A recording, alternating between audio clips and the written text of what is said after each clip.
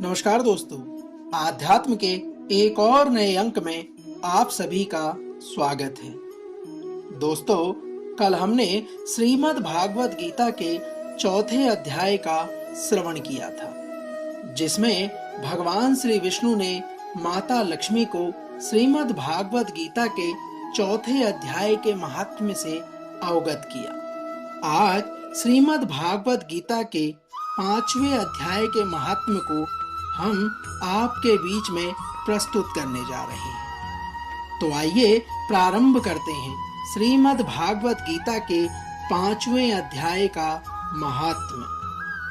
श्रीमद् भागवत गीता के 5वें अध्याय को प्रारंभ करते हुए श्री भगवान लक्ष्मी से कहते हैं, हे देवी, अब सब लोगों द्वारा सम्मानित मैं आपको 5वें अध्याय का महात्म्य संक्षेप में बतलाता हूँ। इसे सावधान होकर सुनो। भगवान श्री विष्णु लक्ष्मी से कहते हैं, मध्य देश में पुरकुत्सपुर नामक एक नगर है।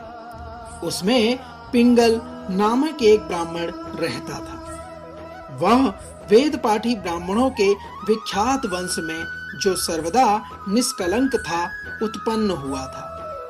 किंतु अपने कुल के लिए उचित वेद शास्त्रों के स्वाध्याय को छोड़कर ढोल बजाते हुए उसने नाच गाने में मन लगा लिया। वह नित्य गीत, नृत्य और बाजा बजाने की कला में परिश्रम करने लगा और उस परिश्रम करने से पिंगल को बड़ी प्रसिद्धि प्राप्त हो गई। उसी कारण उसका राजभवन में भी प्रवेश हो गया। भगवान विष्णु कहते हैं, हे लक्ष्मी, वह राजा के साथ रहने लगा और स्त्रियों के सिवा और कहीं उसका मन नहीं लगता था।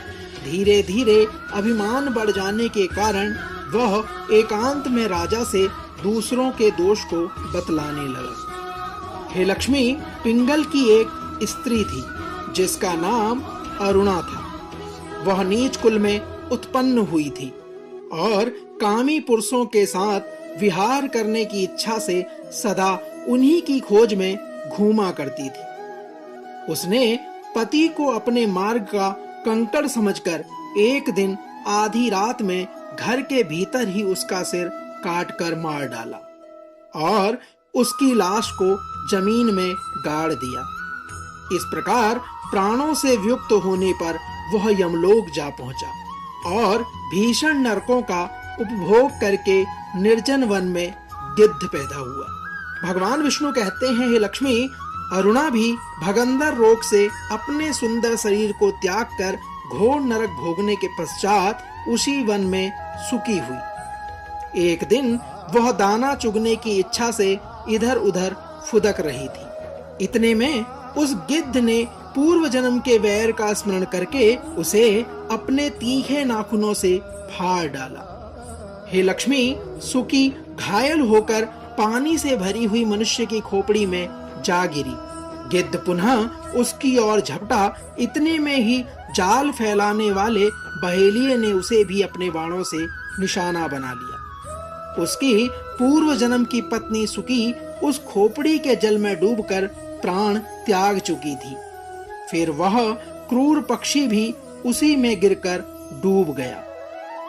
भगवान श्री हरि विष्णु कहते हैं, हे लक्ष्मी, यमराज के दूत उन दोनों को यमलोक में ले गए। वहां अपने पूर्वकृत पाप कर्म को याद करके दोनों ही काफी भयभीत हो रहे थे। तदंतर यमराज ने जब उनके घृणित कर्मों पर दृष्टिपात किया, तब उन्हें मालूम हुआ कि मृत्यु के समय अकस्मात खोपड़ी के जल में स्नान करने से इन दोनों का पाप नष्ट हो चुका है।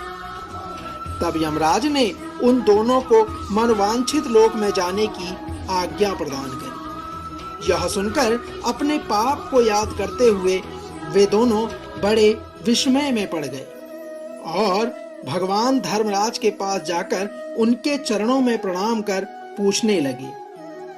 उन्होंने कहा, हे भगवान, हम दोनों ने पूर्व जन्म में अत्यंत घृणित पाप का संचय किया है।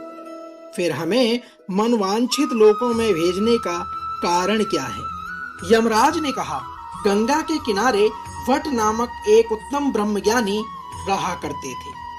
वे एकांतवासी, ममता रहित, शांत, विरक्त और किसी से भी द्वेष न रखने वाले थे।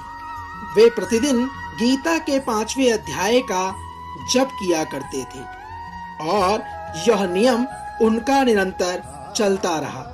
श्रीमद् भागवत गीता के 5वें अध्याय को श्रवण कर लेने पर महापापी पुरुष भी सनातन ब्रह्म का ज्ञान प्राप्त कर लेता है। उसी पुण्य के प्रभाव से शुद्ध चित्त होकर उन्होंने अपने शरीर का परित्याग किया था। आगे यमराज ने कहा कि श्रीमद् गीता के पाठ से जिनका शरीर निर्मल हो गया था, जो आत्मज्ञान को प्राप्त कर चुके थे, उन्हीं महात्मा की खोपड़ी का जल पाकर तुम दोनों पवित्र हो गए हो। अतः अब तुम दोनों मनोवांछित लोक को जा सकते हो, क्योंकि श्रीमद् भागवत गीता के 5वें अध्याय के महात्म्य से तुम दोनों की शुद्धि हो गई है। श्री भगवान कहते हैं, हे लक्ष्मी, सबके प्रति समान भाव रखने वाले धर्मराज के द्वारा इस प्रकार समझाए जाने पर दोनों बहुत प्रसन्न हुए और विमान में बैठकर विष्णु के वैकुंठ धाम को चले गए। दोस्तों, तो यह था श्रीमद् भागवत गीता के 5वें अध्याय का महात्म्य। कल श्रीमद् भागवत गीता के 6ठे अध्याय के महात्म्य को लेकर एक बार पुनः होगी आपसे मुलाकात। तब तक जय श्री कृष्ण, राधे राधे।